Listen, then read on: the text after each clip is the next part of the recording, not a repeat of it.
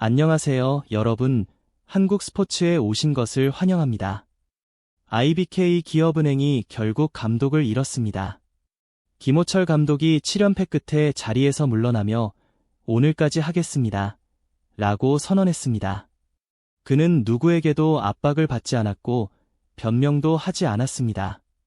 단지 팀의 현실을 인정하고 책임을 지겠다는 선택이었을 뿐입니다.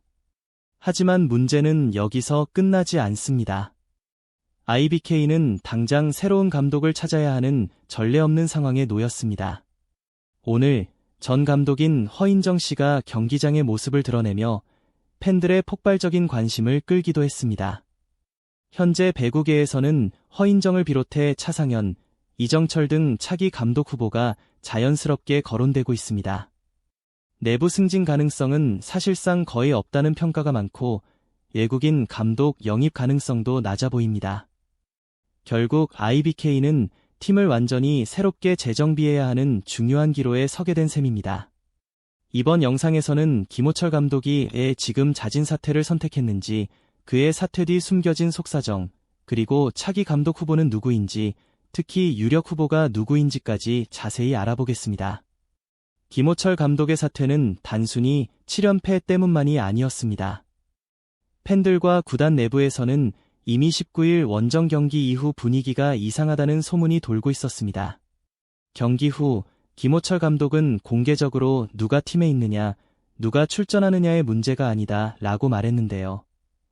그가 팀의 리듬이 맞지 않는다라고 언급한 순간부터 이미 사퇴를 고려하고 있다는 신호가 있었다는 평가입니다.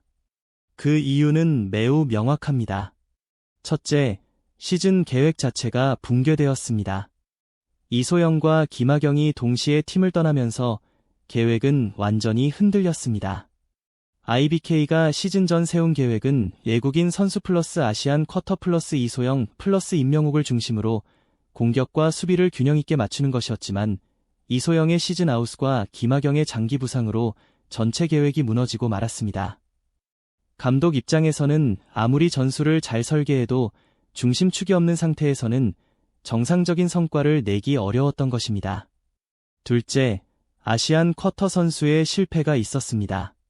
킹켈라는 공격의 중심 역할을 해줄 것으로 기대됐던 아시안 쿼터 선수 킹켈라는 부상 후유증과 기량 저하로 시즌 내내 제 실력을 회복하지 못했고, 공격은 물론 리시브와 수비까지 모두 무너지면서 사실상 파워 블랭크 상태가 되었습니다.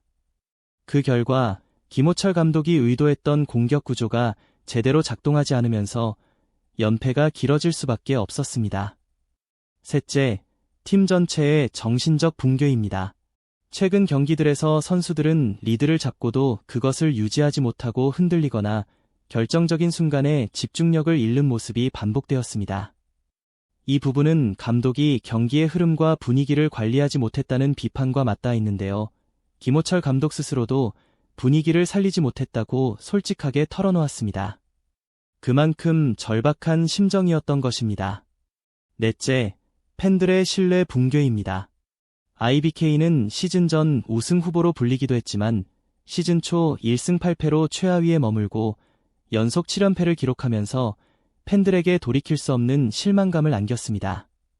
김호철 감독 또한 부담이 너무 크다고 느꼈고 결국 이 길이 옳다는 결정을 내릴 수밖에 없었던 것입니다. 이 모든 요인들이 겹치면서 김호철 감독은 선수나 구단을 탓하지 않고 스스로 가장 무겁고 어려운 결정을 내리게 되었습니다. 김호철 감독이 마침내 사퇴를 발표한 순간 팬들의 관심은 단번에 한 곳으로 향했습니다. 그렇다면 다음 감독은 누구인가? IBK는 여오현 코치를 임시 감독으로 임명했지만 시즌을 끝까지 이끌기는 쉽지 않아 보이며 올스타 브레이크 즈음에 새로운 감독이 선임될 것으로 예상됩니다. 현재 배구계 안팎에서 가장 유력하게 거론되는 후보는 허인정, 차상현, 이정철 세 사람으로 좁혀집니다. 공통점은 내부 승진은 사실상 불가능하다는 점과 모두 팀에 새로운 색깔을 불어넣기 위해 외부에서 영입된 지도자라는 것입니다. 먼저 오늘 직접 경기장을 찾은 것으로 알려진 전 감독 허인정은 선수들의 분위기를 빠르게 끌어올리는 능력과 강력한 선수 관리 능력을 갖춘 인물로 평가받고 있습니다. 하지만 최근 부진과 잦은 사퇴 전력 때문에 그가 지금 팀 재건 방향에 적합한 후보인지에 대해서는 의견이 분분합니다. 반면 가장 안정적인 선택지는 전 GS 칼텍스 감독 차상현입니다. 그의 장점은 238경기에서 132승을 기록하며 꾸준히 60% 이상의 승률을 유지한 점, 그리고 교체되는 선수 명단과 상관없이 팀을 플레이오프에 안정적으로 이끌 수 있는 점입니다. 많은 사람들은 IBK처럼 불균형이 큰 팀에는 기본기 플러스 운영 능력을 갖춘 감독이 최적이라는 평가를 내립니다. 다만 차상현 감독 특유의 보수적인 운영 스타일이 IBK의 공격적인 스타일과 맞을지는 또 다른 관건입니다. 팬들이 가장 관심을 가지는 이름은 바로 이정철 감독의 복귀 가능성입니다. 승리에 대한 집념, 악명 높은 강도 높은 훈련, 6연속 챔피언 결정전 진출이라는 압도적인 성과, 그리고 외국인 선수까지 국내 최고로 평가받게 만든 점 등으로 그의 스타일이 팀을 완전히 재건하는데 가장 효과적일 것이라는 의견이 많습니다. 하지만 문제는 현재 IBK 선수들이 그의 강도 높은 훈련을 견뎌낼 수 있느냐 하는 점입니다. 현재 팀의 기술력보다 정신적 조직력이 더 부족하다는 우려가 나오고 있으며 이정철 감독의 스파르탄식 시스템을 즉시 적용할 경우 충격이 너무 클 수 있다는 지적도 있습니다. 전반적으로 IBK 내부 승진 가능성은 사실상 없으며 외국인 감독 선임 가능성 또한 극히 낮습니다. 결국 선택지는 이 3명의 국내 감독으로 좁혀집니다. 누가 선임되든 장단점이 뚜렷하고 스타일 차이가 워낙 커서 앞으로 5년간 IBK의 미래를 결정할 결정이 될 것이라는 전망이 많습니다. 김호철 감독의 잦은 사퇴는 단순한 감독 교체가 아닙니다. 오늘의 발표는 IBK 팀이 사실상 바닥을 쳤다는 선언과 다름없습니다. 이번 사퇴는 한 명 감독의 책임을 넘어 팀 전체가 구조적으로 문제가 있다는 것을 다시 한번 보여주는 사건이기도 합니다. 이번 시즌 IBK의 전력 균형은 이소영의 시즌 아웃, 김하경의 장기 부상, 아시안 쿼터 킹켈라의 부진으로 완전히 무너졌습니다. 공격은 한쪽으로 치우쳐 폭발력이 부족했고 리시브는 리그 최하위 수준으로 떨어졌습니다. 외국인 선수 의존도가 높아지면서 나머지 포지션은 점점 무기력해졌고 결국 세터 운영마저 흔들리기 시작했습니다. 그 결과 사실상 빅토리아 혼자 점수 내는 구조라는 왜곡된 전력 구조가 만들어졌습니다.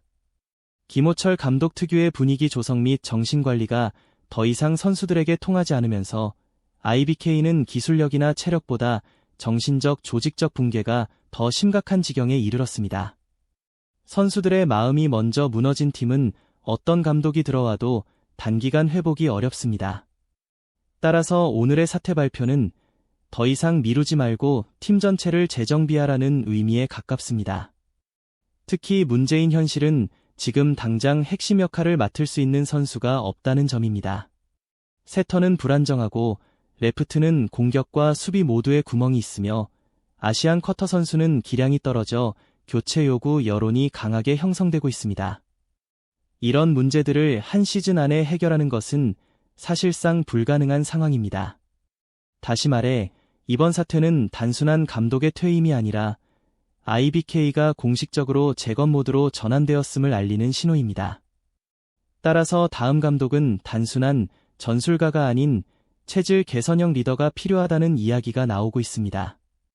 누가 오든 최소 1년 이상 팀 전체를 철저히 개편해야 합니다. 팀 규율 확립부터 훈련 시스템 재정비, 외국인 아시안 쿼터 선수 구성 재조정, 심지어 선수들의 정신 건강 관리까지 포함된 대대적인 작업이 필요합니다. 오늘의 사퇴 발표는 바로 이 거대한 재건의 시작에 불과합니다. 여러분은 어떻게 생각하시나요? 김호철 감독의 사퇴가 정말 불가피한 결정이었다고 보시나요? 아니면 조금 더 버틸 수 있었을까요? 그리고 다음 감독으로 누가 가장 적합하다고 생각하시나요? 이건 시작일 뿐이에요. 구독 버튼을 눌러주시고 함께 멋진 작품을 만들어봐요. 다음 편에서 만나요.